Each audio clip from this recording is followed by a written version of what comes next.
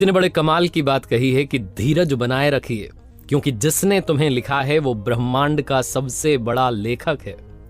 नमस्ते दोस्तों, मैं हूं आरजे कार्तिक। एक बहुत छोटी सी कहानी एक महिला की जो जब भी दिन में भोजन बनाती थी भगवान का नाम जपती थी, क्योंकि उन्हें पूजा का समय नहीं मिल पाता था, व्यस्त रहती थी। तो जब जब भोजन बनाती थी तब तब भगवान का नाम सुमिरन करती रहती थी। और सुमिरन उनका चल रहा था। दोपहर में एक दिन अचानक से तेज धड़ाम की आवाज आई। बाहर जाकर के देखा तो आंगन में 8 साल का बच्चा नीचे गिरा हुआ था, खून में लथपथ था, बेहोशी की हालत में था। पास जाकर के देखा तो बच्चा मां मां चिल्ला रहा था। मन तो आ कि जोर से आवाज दें, बुलाएं लोगों को, लेकिन किसे बुलाती, घर में कोई था ही नहीं, कोई मदद के लिए आ भी नहीं सकता था। इन मैडम का 8 दिन पहले ही पेट में ऑपरेशन हुआ था, अपेंडिक्स का ऑपरेशन हुआ था, टांके हरे थे, लेकिन फिर भी पता नहीं कहां से शक्ति आई, बच्चे को उठाया और लेकर के दौड़ती जा रही थी पास वाले अस्पताल की तरफ, जो लगभग 1 किलोमीटर दूर था। और भगवान को सुनाए जा रही थी, बड़बड़ाए जा रही थी कि आपकी इतनी भक्ति करती हूं, इतना सुमिरन करती हूं, और मेरे ही बच्चे के साथ, मेरे ही बच्चे को छत पर से गिरा दिया। ऐसा क्यों कि आप तो बचा सकते थे, आप तो बच्चे को बुद्धि दे सकते थे, मेरी बुद्धि भ्रमित हो गई थी, मैंने बच्चे का ख्याल नहीं रखा। बहुत कुछ बोले जा रही थी। इसी स्पीड में दौड़े कि तुरंत पहुंच गए अस्पताल। जाकर के डॉक्टर साहब के बारे में पता किया। सौभाग्य से डॉक्टर साहब मिल गए, बच्चे का इलाज हुआ और कृपा रही कि ज्यादा गहरी चोट नहीं आई। बच्चा ठीक हो गया। शाम में उसे घर लेकर के आ गए, घर के बाकी सदस्य भी आ गए, पति भी लौट आया।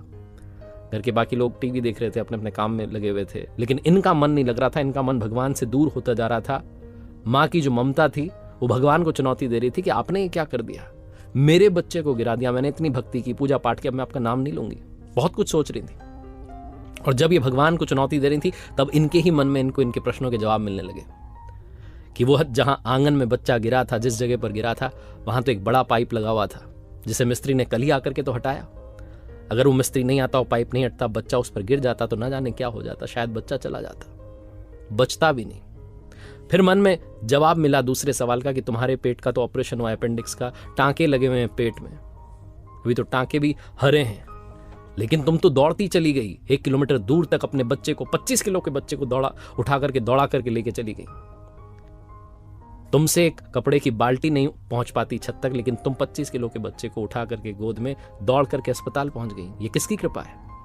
और वो डॉक्टर साहब जो कि हॉस्पिटल में 2 बजे तक मिलते हैं, उस दिन 3:30 बजे तक अवेलेबल थे, उपलब्ध थे। उन्होंने इलाज कर दिया। जाते ही बच्चे का समय पर इलाज हुआ, बच्चा बच गया। ये किसकी कृपा थी? ये सारे प्रश्नों के जवाब मिलने लगे। और जब ये हॉल में गई तो पति इनके टीवी पर प्रवचन देख रहे थे। उस प्रवचन में जो प्रवचन दे रहे थे वो कह रहे थे कि भगवान कहते हैं कि संकट को आने से नहीं रोक सकता, लेकिन तुम्हें इतना सामर्थ्य, इतनी शक्ति, इतना साहस दे सकता हूं कि तुम संकट का सामना कर पाओ। बहुत छोटी सी कहानी जो सिखाती है और बताती है कि विश्वास बनाए रखिए, वो कभी किसी का बुरा नहीं करते।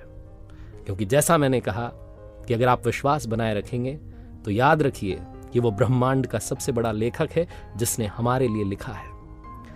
ऊपर वाले के आशीर्वाद के साथ, अपनी मेहनत के साथ, अपनों के प्यार के साथ कर दिखाओ कुछ ऐसा कि दुनिया करना चाहे आपके जैसा। देखते रहिए हर सोमवार सुबह 9:30 बजे एक नई कहानी, और हर शुक्रवार सुबह 9:30 बजे लर्निंग सीरीज का एक नया वीडियो।